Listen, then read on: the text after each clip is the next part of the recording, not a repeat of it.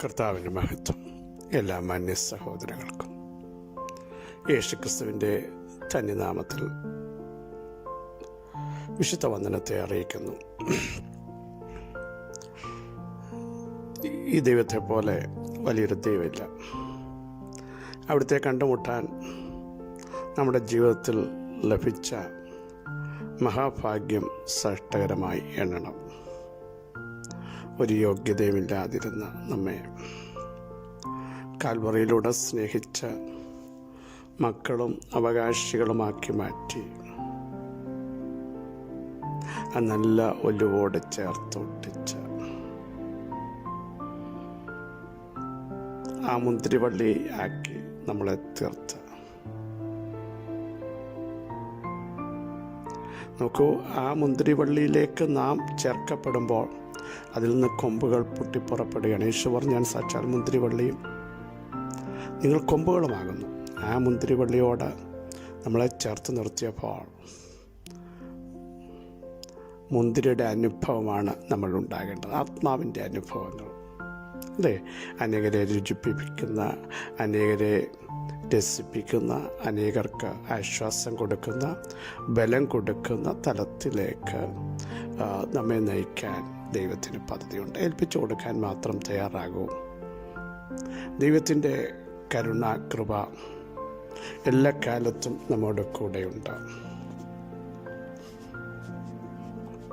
എത്രയോ അനർത്ഥങ്ങൾ, ആപത്തുകൾ നമ്മുടെ ജീവിതത്തിൽ വന്നെങ്കിലും അവിടെയൊക്കെയും തൻ്റെ ദൂതന്മാരെ അയച്ച് നമ്മളെ പരിപാലിച്ചില്ലേ? വ്യസനകരണമായി തീരാവുന്ന ഒത്തിരി അവസ്ഥകളിലൂടെ പോകേണ്ടി വന്നപ്പോഴും ദൈവത്തിൻ്റെ കരം ചലിപ്പിച്ച സമയങ്ങൾ നമ്മൾ മറന്നു പോകരുത്. ഈ പകലിലും ദൈവമേ, അവിടുത്തെ ശബ്ദം എന്നെ ഒന്ന് കേൾപ്പിക്കണമേ. അങ്ങയുടെ ആത്മാവിനാൽ എന്നെ ഒന്ന് നയിക്കണമേ. അവിടുത്തെ ഇഷ്ടം ചെയ്യാൻ എന്നെ ഒന്ന് പ്രാപ്തനാക്കണമേ എന്നും ആര് പ്രാർത്ഥിക്കാൻ തയ്യാറുണ്ടോ അവരെ ശക്തീകരിക്കാൻ ദൈവം കൂടെയുണ്ട്. അവർക്ക് കരുത്ത് പകരാൻ ദൈവം ഇറങ്ങി വരും. തളർന്നുപോയ തൻ്റെ ജനം ഏകദേശം 400 വർഷങ്ങളായി ഫറവോൻ്റെ അടിമത്തം ചുമന്ന ഇനിയും ഒരു രക്ഷയില്ല എന്ന് ചിന്തിച്ചപ്പോഴും ദൈവം പറഞ്ഞ ഒരു റൈറ്റ് കാലയളവായപ്പോൾ അവരെ പുറത്തു കൊണ്ടുവന്നു എങ്കിൽ ഈ പകലിലും വിളിച്ചു പറയുന്നു, ദൈവത്തിൻ്റെ റൈറ്റ് ടൈമിൽ ദൈവം പുറത്തു കൊണ്ടുവരും. അതിനെ തടയാൻ ഫറവോൻ എത്ര പരിശ്രമം നടത്തി. ദൈവം പറഞ്ഞു, എൻ്റെ ജനത്തെ എനിക്ക് ആരാധനയ്ക്ക് വിട്ടയക്കാൻ നീ ഒരു കൽപ്പന പുറപ്പെടുവിക്കുന്ന മോശയോട് പറഞ്ഞു വിട്ടപ്പോൾ ഈ ദൈവം ആരാ എന്ന് ചോദിച്ച ചോദ്യത്തിന് ആ മഹാനായ ദൈവം, സർവശക്തനായ ദൈവം, ഇസ്രായേലിൻ്റെ ദൈവം, എബ്രായരുടെ ദൈവം ആരാന്ന് കൊട്ടാരം മുതൽ കുടിൽ വരെ അറിഞ്ഞെങ്കിൽ ഇന്ന് പകലും പ്രിയരെ നമ്മളെ ആക്ഷേപിക്കുകയും നിന്ദിക്കുകയും നീ പ്രാർത്ഥിച്ചിട്ട്, നീ ആരാധിച്ചിട്ട് എന്തുകൊണ്ട് ദൈവപ്രവൃത്തി കാണുന്നില്ല എന്ന് ചോദിക്കുന്ന ഇടത്ത് തന്നെ ഈ ദൈവം ആരാന്ന് ദൈവം വെളിപ്പെടുത്തും. അതുകൊണ്ട് ദൈവം എല്ലാ ഇടത്തും പറഞ്ഞ ഒരു പ്രസ്താവനയുടെ ആഴം നിങ്ങൾ ശ്രദ്ധിച്ചിട്ടുണ്ടോ? ഞാൻ എന്നെ തന്നെ മഹത്വപ്പെടുത്തും, എൻ്റെ നാമം അശുദ്ധമാക്കാൻ, നിന്ദിക്കപ്പെടാൻ ഞാൻ അനുവദിക്കുന്നത്. പലയിടത്തും ആവർത്തിച്ചത് പറയുന്നുണ്ട്. കാരണം ദൈവത്തിൻ്റെ നാമത്തെ അശുദ്ധമാക്കാൻ, ചോദ്യം ചെയ്യാൻ, പരിഹാസമാക്കാൻ എൻ്റെ ദൈവം അനുവദിക്കും. നിൻ്റെ ദൈവം ഇവിടെ ചോദിച്ചിടത്തൊക്കെ ഞാനാകുന്നവൻ ഞാനാകുന്നു, ഞാൻ ജീവനുള്ള ദൈവം, ഞാൻ പ്രവർത്തിക്കുന്ന ദൈവം, ഞാൻ തീഷ്ണതയുള്ള ദൈവം, ഞാൻ ദഹിപ്പിക്കുന്ന അഗ്നി, ഞാൻ തുറക്കുന്നവൻ എന്നൊക്കെ പറഞ്ഞ് ദൈവം കഴിഞ്ഞ നാളുകളിൽ ഇറങ്ങി വന്ന് നമുക്ക് വേണ്ടി വീര്യമുള്ള ഭുജം നീട്ടി സഹായിച്ചെങ്കിൽ, ശക്തീകരിച്ചെങ്കിൽ ഇന്ന് പകലിലും ആ ദൈവത്തിന് സ്തോത്രം ചെയ്യാൻ, ആ ദൈവത്തെ സ്തുതിക്കാൻ, ആ ദൈവത്തിൻ്റെ മഹത്വത്തിന് വേണ്ടി വേർതിരിക്കപ്പെടാൻ നമുക്ക് തയ്യാറാവാം. ദാനിയേൽ പുസ്തകം ദാനിയേൽ പ്രവചനം 1-2 കർത്താവ് യഹൂദ രാജാവായ യെഹോയാക്കീമിൻ്റെയും ദൈവത്തിൻ്റെ ആലയത്തിലെ പാത്രങ്ങൾ ചിലതിനെയും അവൻ്റെ കയ്യിൽ ഏൽപ്പിച്ചു. ഇനി ശ്രദ്ധിക്കണേ, അവൻ അവയെ ഷിനാർ ദേശത്ത് തൻ്റെ ദേവൻ്റെ ക്ഷേത്രത്തിൽ കൊണ്ടുപോയി ആ പാത്രങ്ങളെ അവൻ തൻ്റെ ദേവൻ്റെ ഭണ്ഡാരഗൃഹത്തിൽ വെച്ചു. ജനം ബാബേൽ പ്രവാസത്തിലേക്ക് പോയ കാലഘട്ടം. നെബൂഖദ്നേസർ രാജാവ് യെരുശലേമിനെ വന്ന് കീഴ്പ്പെടുത്തി.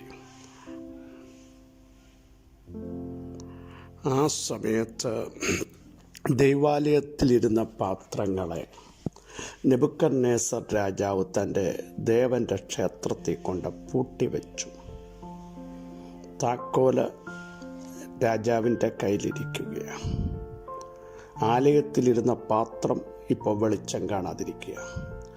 ആലയത്തിലിരുന്ന പാത്രം ഇപ്പോൾ ശോഭിക്കാൻ ഇരിക്കുക. ആലയത്തിൽ ഉപയോഗിച്ചു കൊണ്ടിരുന്ന പാത്രത്തിൽ ഇപ്പോൾ ഒരു പ്രവൃത്തിയും നടക്കുന്നില്ല.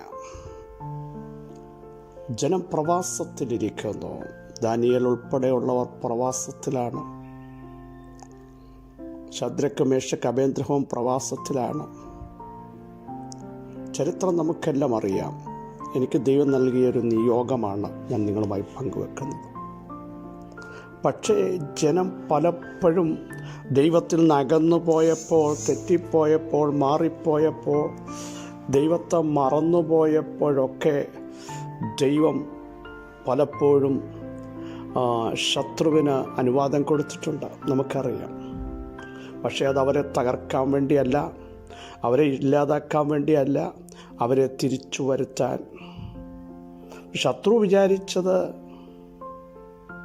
എന്താണെന്നറിയാമോ?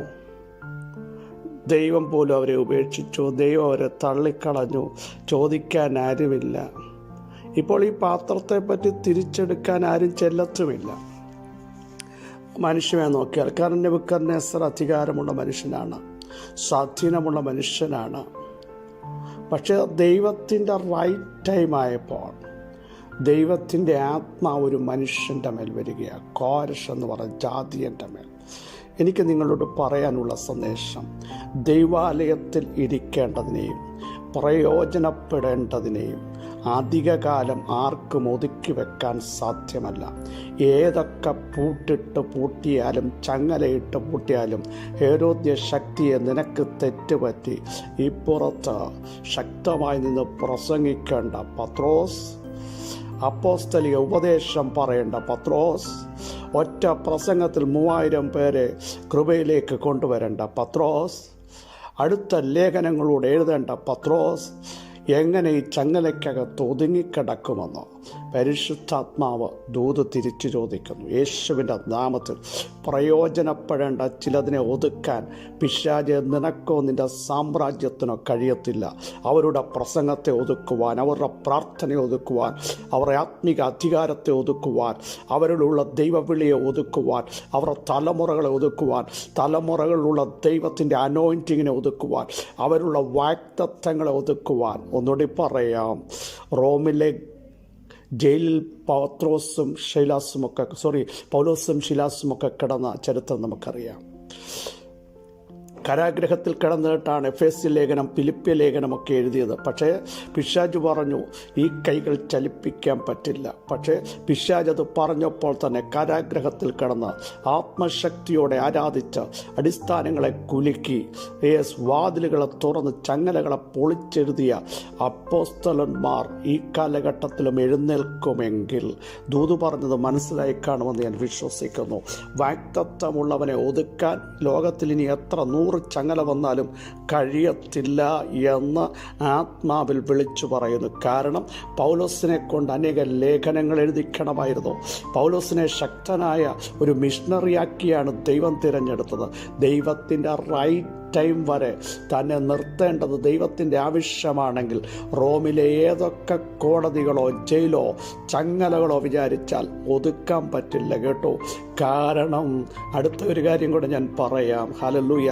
ഡൊമീഷ്യൻ ചക്രവർത്തി ആ റോമിലെ ഗേറ്റ് അടച്ചിട്ട് ആ താക്കോലൊക്കെ തൻ്റെ ഖജനാവിനകത്ത് വെച്ചു, അല്ലെങ്കിൽ തൻ്റെ ഓഫീസിനകത്ത് വെച്ചു.